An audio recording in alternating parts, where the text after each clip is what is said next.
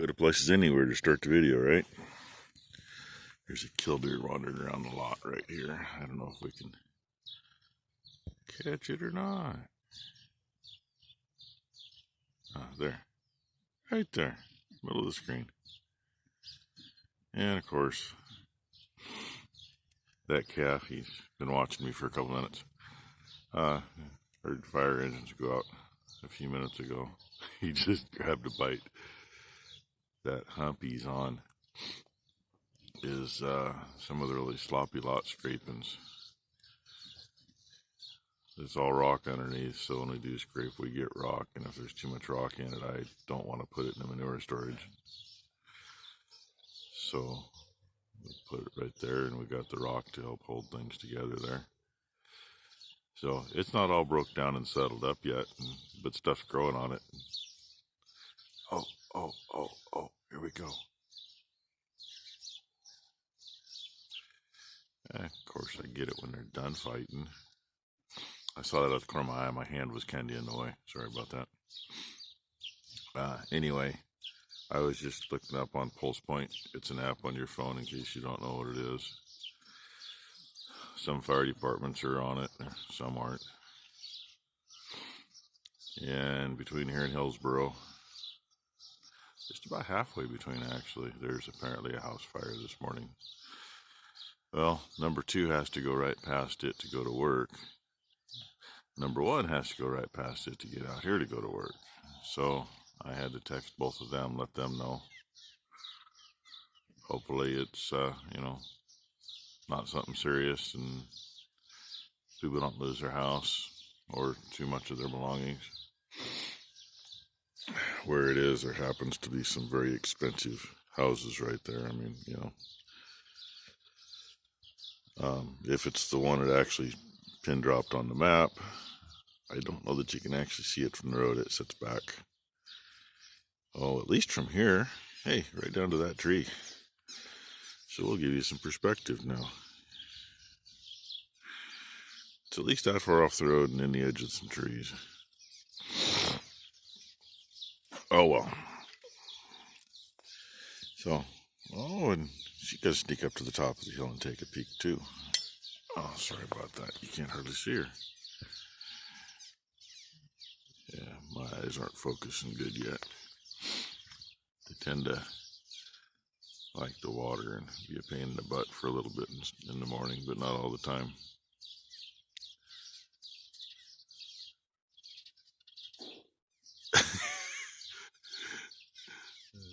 That is funny. Sidestepping to hide behind the post. You can't see me.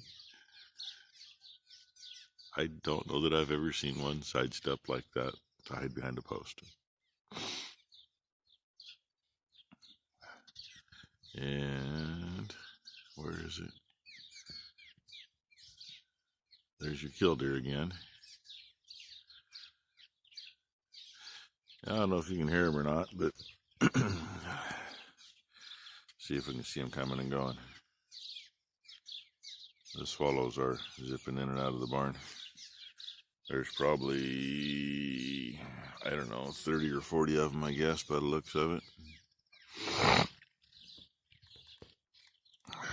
I will zoom you back out so you can actually see. That's 4 minutes of your morning. Well, of your evening, my morning. Dog's wondering why I'm standing out here talking to myself. Yeah, old man Whiskey over there, youngest one here, and he big old stretch.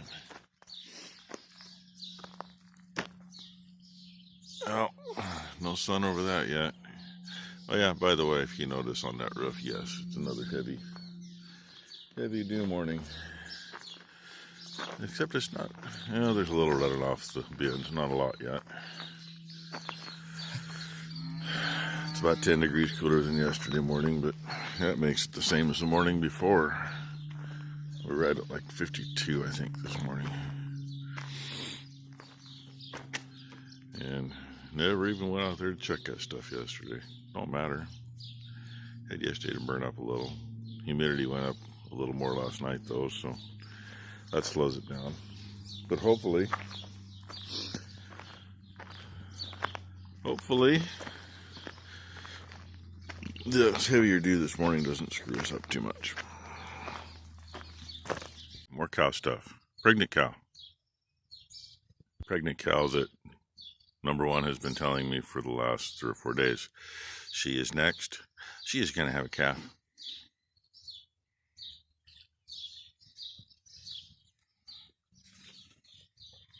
I don't see one by her. I don't see one in here yet. But number one says she is next. Period. No ifs, ands, or buts. Okay, this is just a couple seconds after the last little bit I showed you, right? I just hadn't walked far enough yet. Well, look who's laying there with a baby this morning. She didn't have it last night.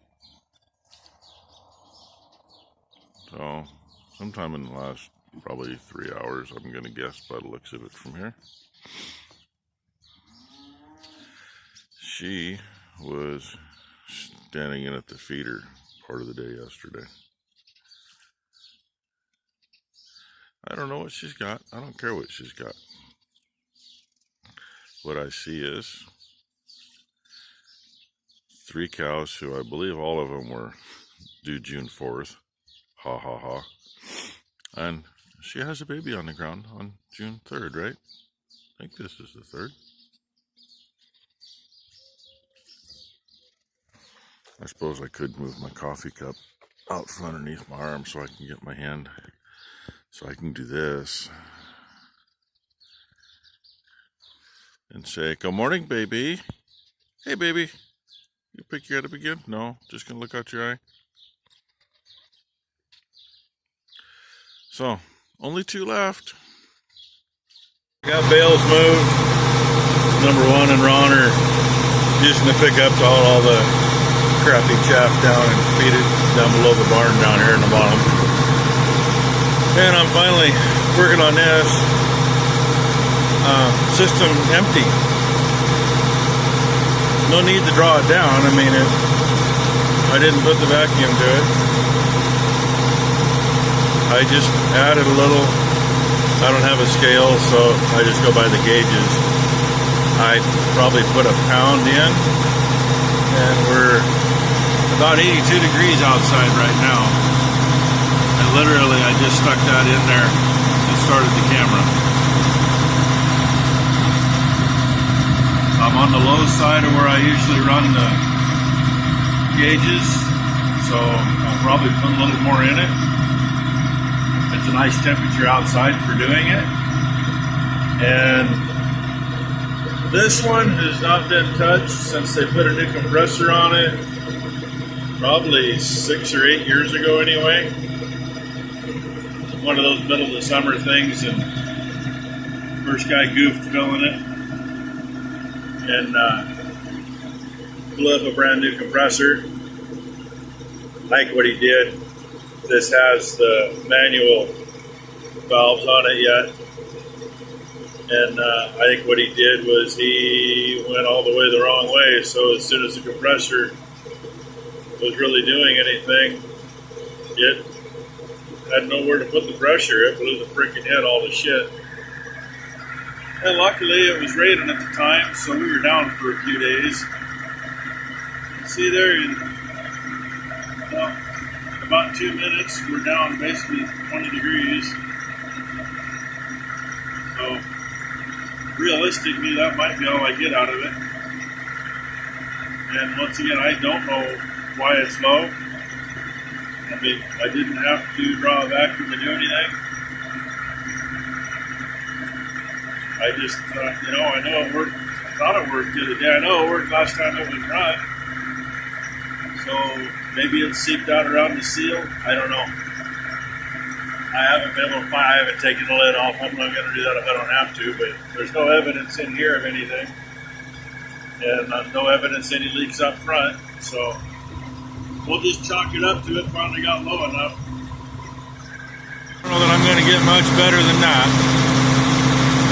My pressures aren't doing what I want them to do, but low side's about 10, which one old timer told me once dealing with 134. If your low side's 10 and your high side's 200 or better, that's optimum. So, no, I don't know. I know a lot of people know a lot more than I do about this shit. I've just learned as I've gone and learned from the people that have been out to work on things. And I've only been doing it about 10 years, just on our own stuff. But and my low side's running 10 or 12, and the high side's running right at 200 or just above. 225 to 250 is what I've been told it should run at. But if it's not going to run there and it's going to be that cold, I'm good with it. Look, my camera does show up on camera. Cheapy Peak license plate camera. Only drawback is the only power I got on the baler is the work lights, so yeah. I gotta watch how I use it. I gotta pay attention to my charging system. But everything's in here. Fuel up and go. Okay, there you have it. First bale of the year. Ugly, fluffy, POS.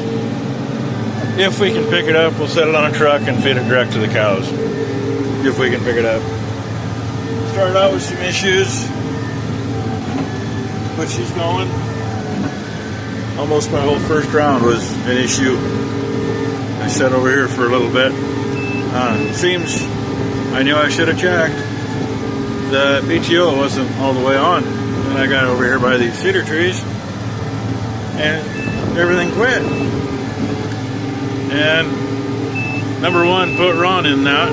He's making his first round. She made the outside round. Don't know what all she told him, but I'm going to run him over here in a minute. I'm hoping they're all already out. Clear over there, you might be able to see a bale in the middle of the screen. It's about 4 feet long, standing on end. And it's kind of like that last one, but a little solider. So I'm hoping we're to make them solid now. The numbers are coming up right on the screen that you can't read. And the Insatious beeping. My frickin' engine oil pressure, idiot light. But, you can't see it. This one actually has a gauge outside, right outside the window down there.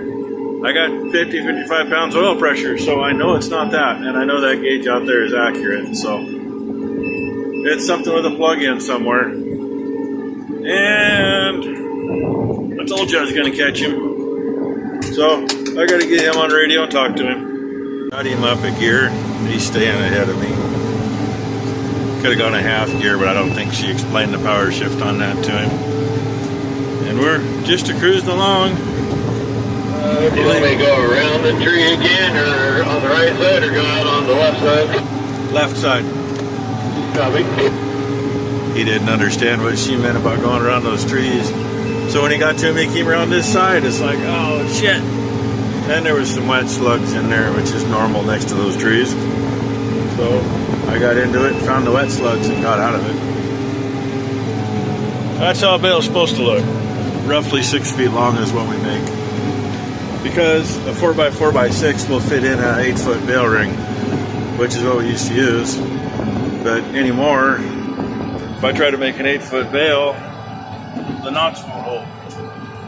Don't know why. By all rights, they should. Knotters have all been gone through, everything been checked. Doesn't happen.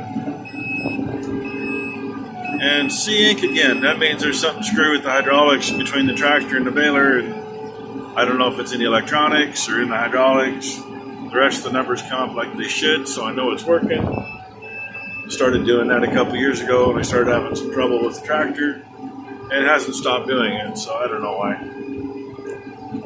And our breakneck speed of 3.8 miles an hour. I could probably go a little faster, but in case you couldn't tell, there's little brown spots all over on the ground. Yeah. Between being pasture and being a really good place to raise gophers, if that's what you're into, it's not the smoothest, especially this end of the field. But we're cruising anyway. Quickie on some of this fancy stuff. Like that thing right there? I like it, but it ain't accurate for anything. Even if you calibrate it, it still ain't accurate. There goes my sea ink again. Must be a positional spot, same spot in the field. The moisture testers on these, the baler mounted ones. Little balers the same way. They are never anywhere near. But they give you an idea, because what we know is, if it says it's got 30% moisture, we're probably into the 20s, maybe. If it's sitting down here, if it's anything below 18%, we know we're between about 9 and 12, generally. And we do check bales with probe. And I know there's a couple wet spots out here and there, which I'm not sure why. I mean, I know why there's wet spots around this trees, because it got ran over a bunch when I was cutting it, because I try to straighten things out. It just makes it easier on everything. Get past the shitty spot and have a straight run. But anyway, I just thought I'd mention, I do love that thing, but you got to take what it says kind of with a grain of salt and go from there, because they don't always tell the truth. Once you figure out what they're really telling you, they work pretty good. Hey, Becky. There's a couple bales that got issues. She knows it. That's why she's out here. Never fails when you start out. You'll have a few that the knot don't hold or whatever. Some of it may be when number one oiled the knotters. She gave it a couple extra pumps. I don't know. But it is what it is. It's supposed to be a 6-string, and we got one that don't work at all. So, well, it works, but you're restringing twine every 2 or 3 bales, and that doesn't work good enough for me, so we just don't bother. That's why number 3 flag's in the air. And that knotter has been gone through and gone through and gone through, and still don't work. So, and there's number 1 with the old Massey, letting the old girl to work. And she's flipping off the little bale. And she's flipping off one that just came out. I don't know. Oh well. All I do is sit here and look forward and go like hell. There's some technical difficulties. One being, apparently number 1 had a hard time stabbing bales with the Massey. So she got flustered and went home. And Ron's never raked corners before, so I had to stop and rake the corners in the other field that were not exactly not messed up. And then, while I was baling the corners, my hydraulic lines for the pickup, one of them popped. It's like, what the hell? And got it back together, and I went to lower it, and I couldn't lower it because the other one popped. Luckily, the loader tractor's sitting there, so I was able to stick it underneath the pickup and get the weight off it, so I get the pressure off the coupler so I can couple it back up. Well, now here it is, 5:30, and we're just starting on this field. And until we got to the corners, the other field only took an hour and a half, a little over. So, and yeah, it's lighter this year than it was last year, and last year was bad enough. Last year we had 84 bales between both fields, and there's only 36 bales in the other one, and it's the bigger field and usually is heavier. So, I'm going to let you go. See if I get this video to load up while I'm up here, because it's going to be a while before I put it up otherwise. So thank you for watching.